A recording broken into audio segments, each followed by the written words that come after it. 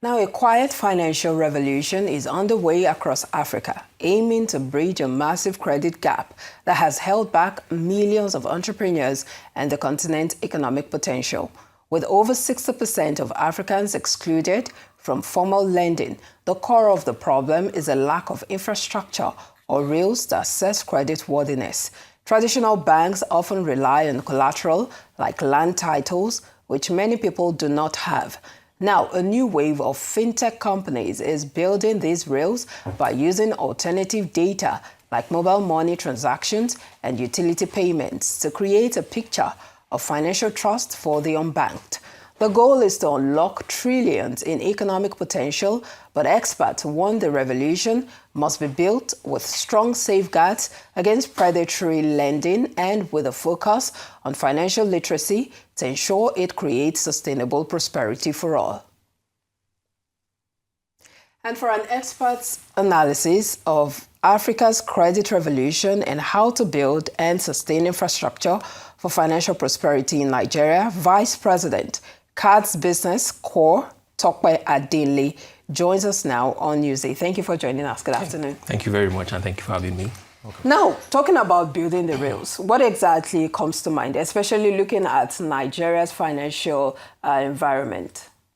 Well, I mean, the rails, and it's a really good analogy, actually, and I'll come to that, but the core infrastructure that is needed to ensure that money can move safely, it can move reliably, it can move quickly is what the rail really speaks to.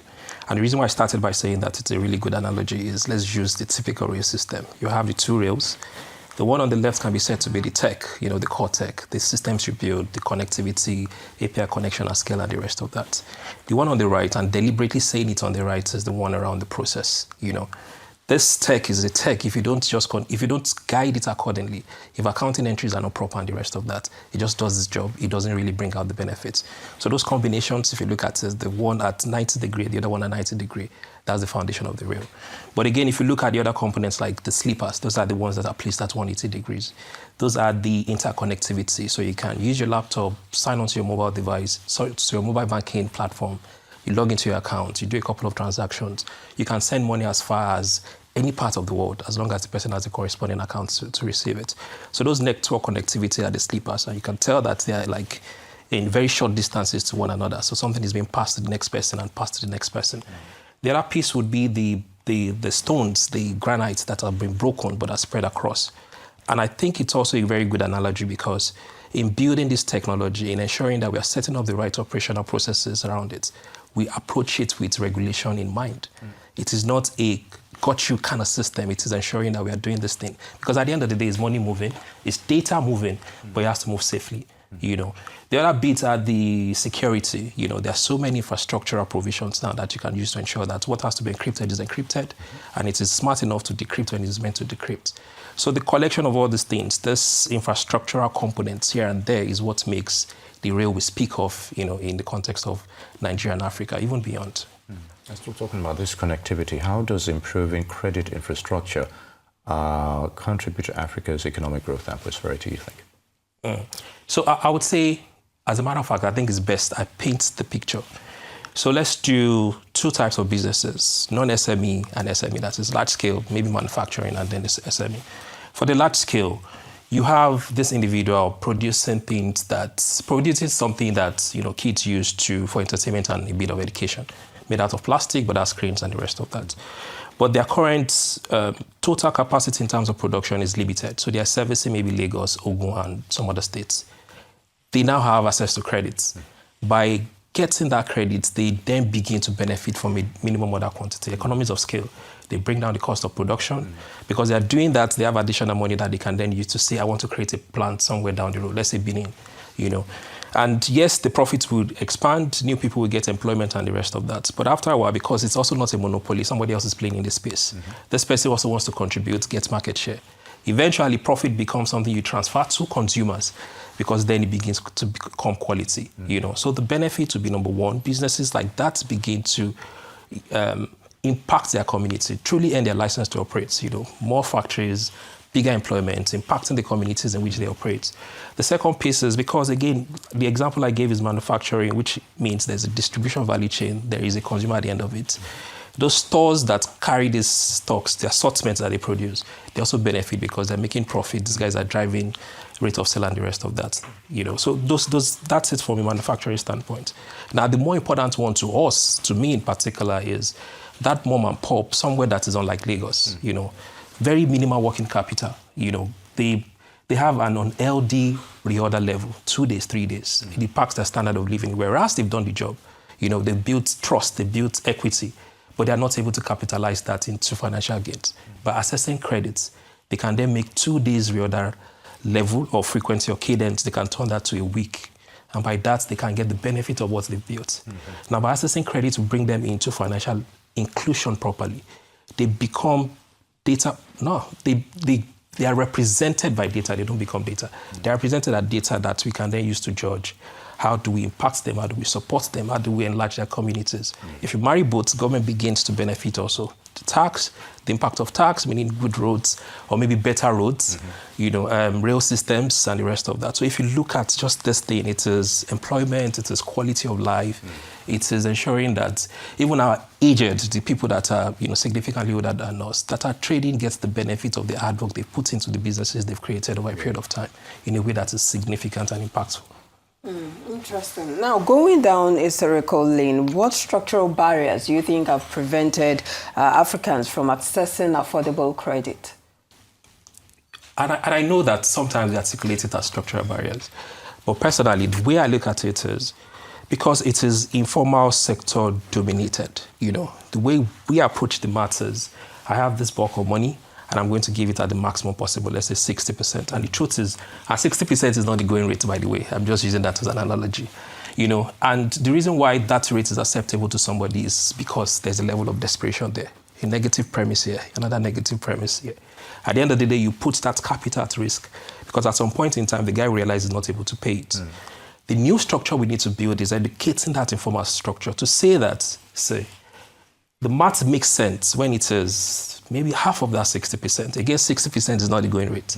Half of that 60% or a quarter of that 60% spread maybe across 3-4 people, 3-4 families, 3-4 businesses in a way that we provide you data.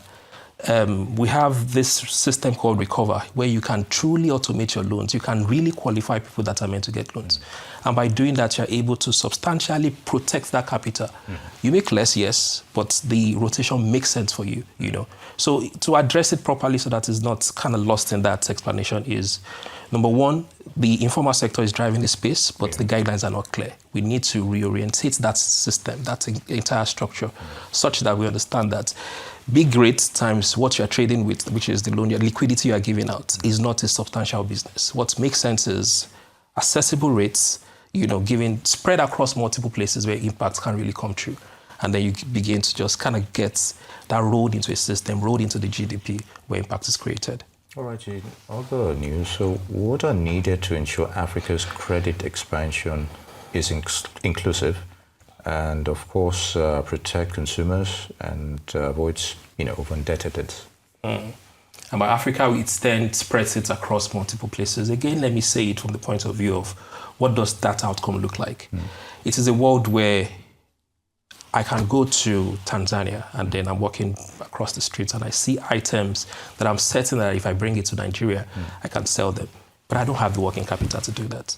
But because we've created systems such that there is this database where people can log on to, Nigerians, Africans across, and you can type in Tope my unit code and whatever security questions associated with it, and you can see what I qualify to earn.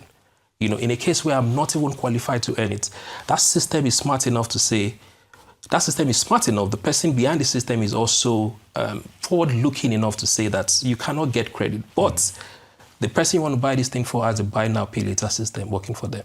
Let's connect the three of you together. Eventually, I bring this item in. Let's say I go for the buy now, pay later system. I bring these things in and then I sell them. Because I'm able to sell them quicker, I open a business, I employ one person and the rest of that. So if you look at those components, it is number one, aggregating or creating a database that is accessible to everybody in the credit ecosystem across Africa, something that is true, something that is fair, something that would represent what you can assess in a way that it doesn't cripple you or cripple your business. The second piece is the people behind those systems. They need to be involved beyond the profit or the salaries they'll be paid, really looking to make impact. That's why I use that comparison between me looking for credit and this individual saying, why don't you do the buy now, pay later system? And then the third piece is education, That structure, ensuring that we catch even our younger ones quickly, Entrepreneurial spirit means you can turn 1 into 2, turn 2 into 3, turn 3 to 4 in the shortest possible period of time. This is how we are making decisions and the rest of that. Yeah. I think those are a few ones I would say. All right, let's talk about your upcoming event. What makes Nexus 2025 different from other industry events that we've seen, and why should financial leaders prioritize attending your event? I think I will start with saying that my CEO, Emeka Emeteron, is cutting fatter checks this time around. The amount of money we're spending, in terms of bringing this together is significant. But that is even on a lighter note. Nexus started with us just trying to showcase what it is we have, a tech stack. We have this for cards, we have this for loan recovery, we have this for core banking application, and that's what we've done for 2 years. But we've reassessed our role. We are platform providers. It's time that somebody brought people together, ecosystem players together. This time around, what is different, I want to make it significantly, what makes it a greater complement to what is happening within the larger ecosystem is, number one, we are enabling those conversations. So now that the theme for this year is credits, we're bringing credit houses, we're bringing commercial banks, people especially working in the credit part of this. We're bringing microfinance banks. We're bringing some of the informal lending people. We're bringing people in the hardware systems, come together and have a conversation around how do we move things forward. And because our role, what we do and do best is providing the tech. It's a platform. In those meetings or in those conversations, we are leaving with actionable insights that would move this country or this continent forward. And we have the tech that is forward-looking, like I said. There's Prime card issuance that is connected to credits. There's Recover helping you to loan better, smarter, and recover quicker. And there is a core banking application that kind of connects everything together, which is the Bank One. So that is what we do, or that's what we are doing this time around, enabling, having the right conversation, bringing the right stakeholders, including CBN and other regulators, in a way that we lead with actionable insights that can truly move this continent forward. Okay. The word platform keeps resonating, and I'm thinking it will be a borderless one where everybody can key into. So what does an integrated African credit market looks like, It is the larger version of what I described earlier. It is when we can borrow across borders. It is when trade becomes truly borderless. It is when I am identified as an African first, and I'm able to access credits, capital, money, liquidity across the globe in a way that the returns are not just piped solely to my own P&L. It's impacting somebody in Ghana, it's impacting the guy that is shipping, but we are doing this thing at pace, at a very large geographical spread, because we are doing it right, it's integrated, and we have the right systems, the right structures that support it along with the guidelines. All right. So what's in the pipeline for the future? Is it just about the event? What are we to look forward to, especially for your consumers? So, the first thing is, number one, we are bringing the future more closer to what is happening. So a lot of this innovative platform that we've created, Prime, the card issuance, a lot of AI involvement is coming into play. We understand the role of hardware. We're bringing in hardware such that self-service, customers, all of our clients don't really need to go to a banking or to a financial destination center to carry out operations. You will see these machines spread across different locations. You can walk to them, you can do anything you want to do, and you move forward. Indeed. That is from a card standpoint. From a recover system, we are more or less unitizing but harmonizing the cadence of how you get liquidity. So making it simpler, making it easier by bringing credit houses together, but ensuring that you can access it on all the platforms available to you. Very good. And on that note, Tope Adenle, Vice President, Cards Business Corp, would like to thank you for your thoughts on those issues and wish you all the best. Thank you very much. Thank you for having me. Very good.